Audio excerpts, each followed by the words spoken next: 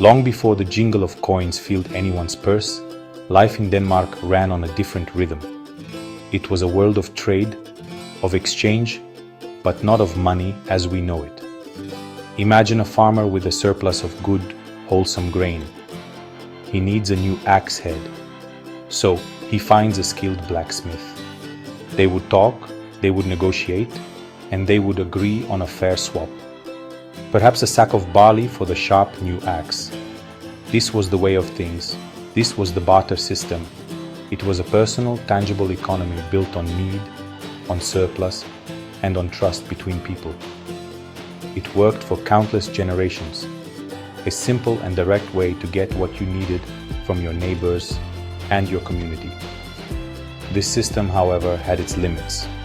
What if the blacksmith didn't need grain? What if he wanted wool and the farmer had none? Trade over long distances became complicated. So people began to use items that everyone agreed had value. Things that were rare or beautiful or useful. Amber, the golden tears of the Baltic Sea, was one such item. Furs from the deep dark forests were another. But it was metal that truly began to change everything. Bronze and later iron wasn't just for tools and weapons. It became a way to store wealth, a way to show your status in the world. It was a step away from simple barter and towards something new. Look at the treasures pulled from the Danish soil. You don't just find swords and axe heads. You find objects made of precious metal with no practical purpose at all.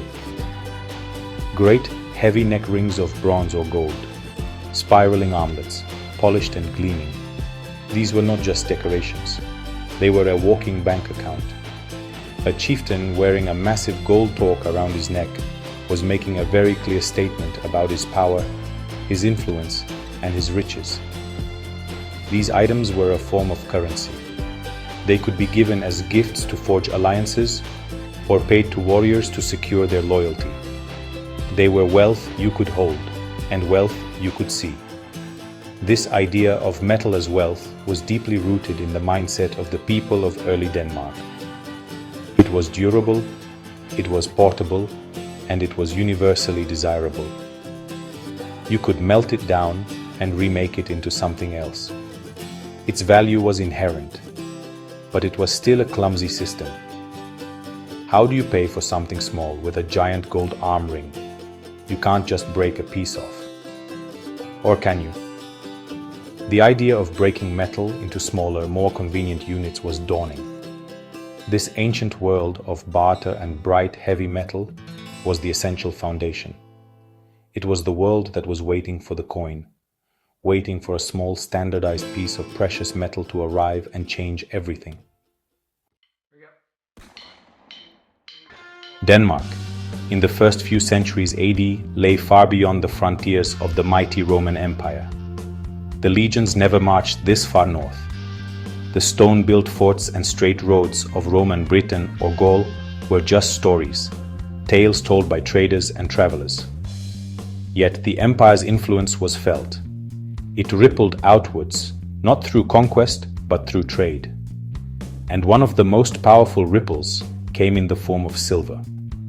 Roman silver coins, denarii, began to flow northwards, passing from hand to hand, making their way into the lands of the Germanic tribes. They were objects of immense prestige and fascination. These coins were not money in the way the Romans used them. A tribesman in Jutland couldn't pop down to the market and buy a loaf of bread with a denarius. There were no shops, no fixed prices. Instead, these coins were seen as exotic treasures, symbols of a powerful and distant world.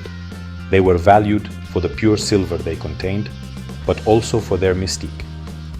Each coin bore the face of a Roman emperor, a godlike figure from a land of unimaginable scale and organization. To own one was to own a piece of that power. It was a status symbol, a piece of portable magic. Archaeologists have found hordes of these Roman coins buried in Danish soil, sometimes hundreds, even thousands of them, all gathered together. These were not the lost purses of Roman tourists. They were the treasure troves of Danish chieftains. The coins were often deliberately chosen. People preferred older coins from the time of the Republic or the early Empire, as they were known to have a higher silver content. They were often pierced with holes, so they could be strung together and worn as necklaces or sewn onto clothing. They were transformed from currency into jewelry, their economic function replaced by a social one. They were there to be seen, to impress, to dazzle. This influx of Roman silver planted a crucial seed in the minds of the people in Denmark. It introduced the concept of a small, round, standardized unit of precious metal. They saw how the Romans used these discs. They understood that each one, at least in theory, held a specific value. While they themselves didn't use them for everyday transactions, the idea was there. The Roman denarius was a preview of what was to come. It was the ghost of a currency, haunting the North long before the North was ready to create its own. The silver itself was treasured, hoarded, and it began to accumulate, waiting for a new age to give it new purpose. As the Roman Empire faded, the flow of its silver to the north dried up. For a time, precious metals became scarce. But then, a new age dawned, the Viking Age. From the late 8th century, the people of Scandinavia looked outwards. They were not just raiders, they were explorers, settlers, and above all, traders. Their long ships, magnificent vessels, capable of crossing open oceans and navigating shallow rivers, became the key to a vast new network of commerce. And this network would bring a tsunami of silver crashing onto Danish shores, but this time it came from the east. The Vikings forged great trade routes deep into what is now Russia and Ukraine. They sailed their ships down the rivers Volga and Dnieper, connecting the Baltic Sea with the two great powers of the age, the Byzantine Empire in the south and the Islamic caliphates in the southeast. It was from the caliphates, the vast wealthy lands of the Abbasid dynasty, that the silver came. The Vikings traded furs, amber, walrus ivory, and enslaved people. In return, they demanded one thing above all else: silver. Not in the form of jewelry or ingots, but in the form of coins. These coins were called dirhams. They were thin, wide, beautiful silver coins, struck in cities like Baghdad and Samarkand. Unlike the Roman coins, with their portraits of emperors, Islamic dirhams were covered in elegant Kufic script. The writing declared the greatness of Allah, the name of the ruler, and the place and date the coin was minted. To the Vikings, the script was meaningless decoration. What mattered was the metal. The dirhams were made of high-quality silver, and their weight was remarkably consistent. They were a reliable, trustworthy source of bullion, the perfect commodity for a trade-based society. Hoards of these Arabic dirhams are found all over Scandinavia, and indeed anywhere the Vikings traveled. Tens of thousands of them have been unearthed in Denmark alone. They tell a story of a globalized economy stretching from the English coast to the heart of Central Asia. This enormous influx of silver fundamentally changed the Danish economy. It moved it decisively away from barter and towards a system based on the weight of precious metal. The dirham became the standard unit of value. But the Vikings had their own very particular and rather brutal way of using these beautiful coins, a method that would pave the way for a currency of their own. The Vikings loved the silver dirhams from the east, but they didn't use them as coins. A whole dirham was often too valuable for a small purchase. How do you pay for a knife or a clay pot with a coin that's worth a sheep? The Vikings' solution was simple and ruthlessly practical. They got out a knife and a set of scales. They didn't care about the beautiful script or the history of the coin. They cared only about its weight in silver. So they chopped the coins into pieces. This is what we call Hacksilber, or in German, Hacksilber. It was a weight-based economy, not a coin-based one.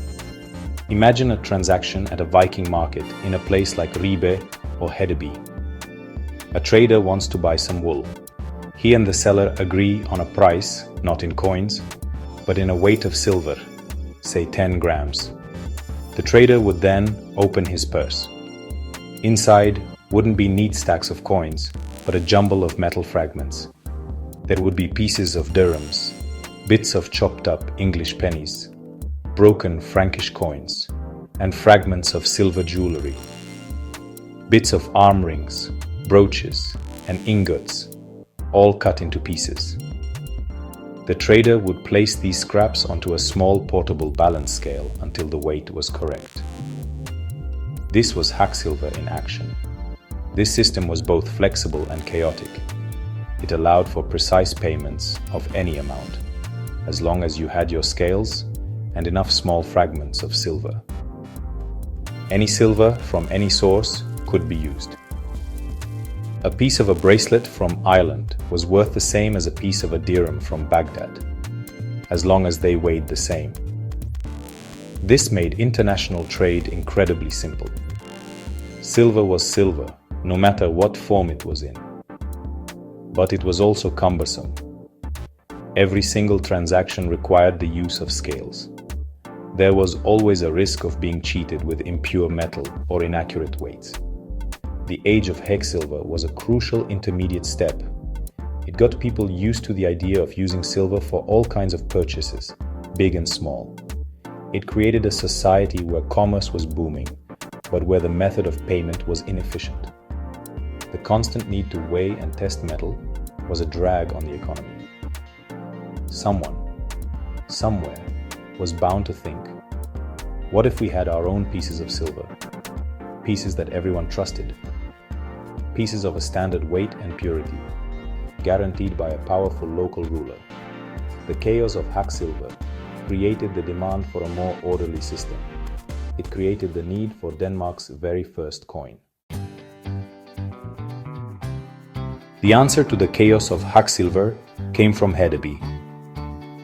In the 9th and 10th centuries, Hedeby, located at the southern base of the Jutland Peninsula, was the most important trading town in Scandinavia.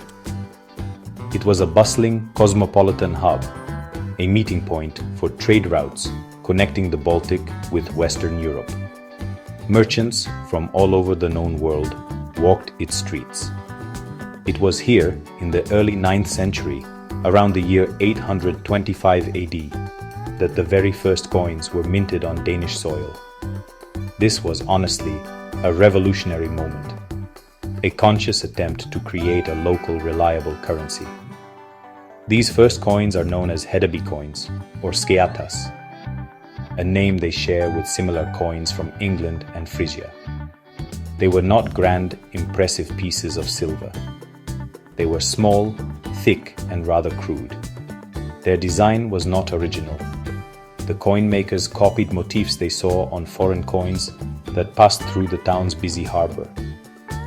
One of the earliest and most common designs shows a stag or deer on one side. On the other side, there is a strange, snake-like creature, sometimes called a wooden monster. Another popular design featured a ship, which is, well, a fitting symbol for a town built on maritime trade. Who was responsible for this great leap forward? The coins themselves give us no clues. They are anonymous. They don't bear the name of any king or ruler. This suggests they might not have been a royal initiative, at least not at first. It's possible that the powerful merchants of Hedeby themselves commissioned the coins. They had the most to gain from a stable, trustworthy currency that would make trade smoother and faster. They could guarantee the coin's silver content and weight, making the endless weighing of Hacksilver unnecessary, at least for local transactions within the town. The minting of these first coins was a bold experiment. They were a local solution to a local problem. For a long time, their use was probably confined to Hedeby and its immediate surroundings. Out in the countryside, people would have continued to use the old hack-silver system. But a critical step had been taken. The idea of a native Danish coinage was no longer just an idea, it was a reality. These small, simple silver discs represented a new level of economic and political sophistication.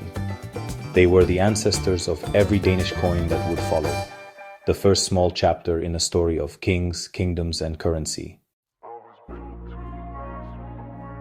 The early, anonymous coins of Hedeby were a start, but the future of coinage in Denmark belonged to the kings. For a coin to be trusted and accepted over a wide area, it needed a powerful guarantor. It needed the authority of a king. As the 10th century progressed, the fragmented lands of Denmark were being forged into a single, unified kingdom. And the new kings of this united Denmark quickly realized the power of coinage.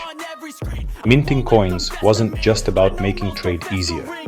It was a powerful statement of authority. A king's coin, bearing his name or symbol, was a message to everyone who used it. This land is mine. Harald Bluetooth, who famously united Denmark and Norway, was a key figure in this transition.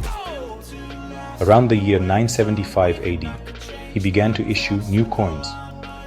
These were different from the old Hedeby types. They were thin and wide, modeled on German and English pennies. Crucially, they carried a new and powerful symbol, the Christian cross. Harald had made Christianity the official religion of his kingdom, and his coins were a tool of that policy. Every time someone used a cross-stamped coin, they were holding a piece of the new Christian order in their hand. These cross coins, or korsmynter, were the first truly nationwide Danish currency. His son, Sweyn Forkbeard, continued and expanded the royal minting. Sweyn was a formidable Viking king who famously conquered England in 1013. His experience in England, a kingdom with a highly organized and profitable royal coinage system, showed him the full potential of currency.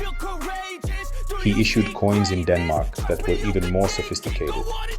Some of his coins, minted in Lund, even bear his own name, spelled out in Latin letters, Sven Rex ad Daner, meaning swine, king of the Danes.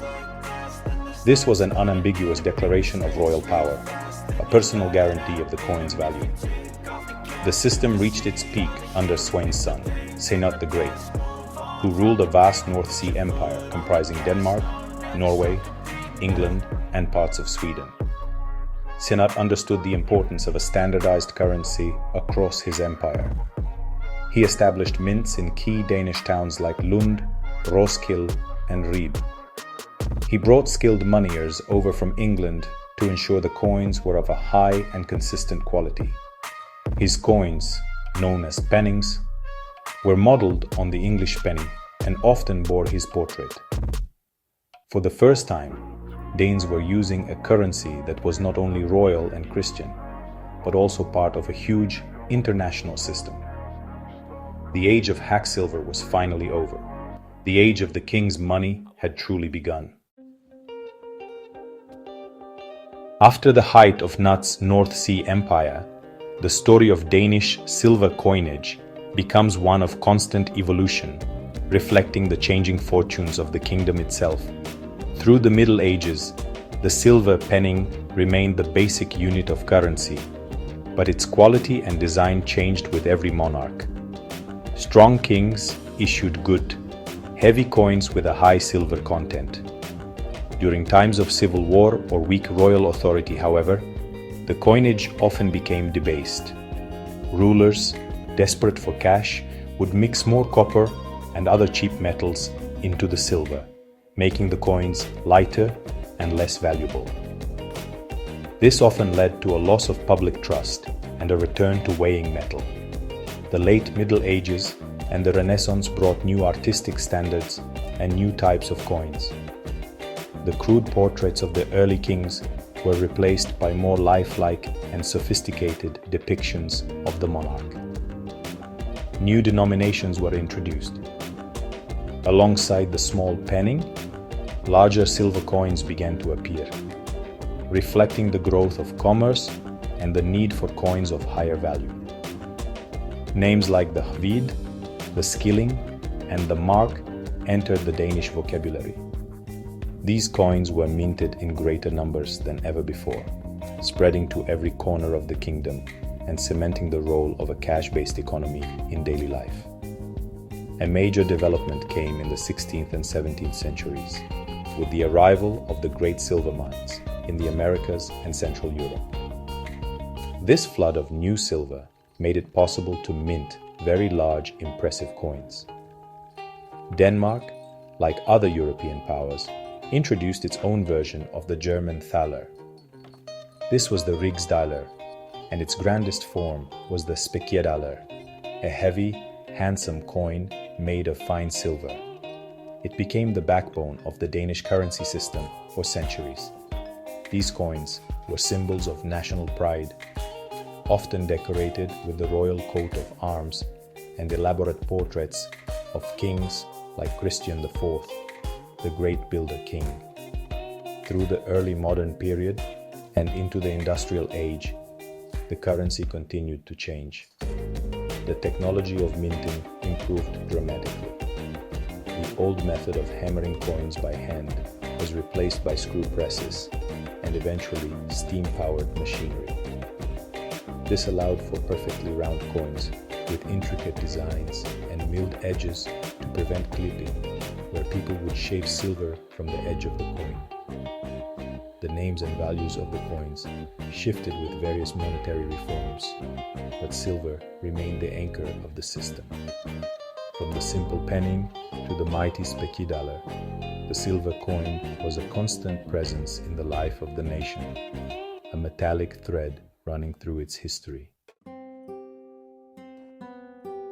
The 19th century brought one of the most significant changes in Danish monetary history. The old rigsdaler system was coming to an end. In 1873, Denmark, along with Sweden, decided to form the Scandinavian Monetary Union. This historic pact abandoned the silver standard that had dominated Europe for centuries and moved to the new, internationally recognized gold standard. With this came a brand new currency, the krone, meaning crown. 1 krone was divided into 100 øre.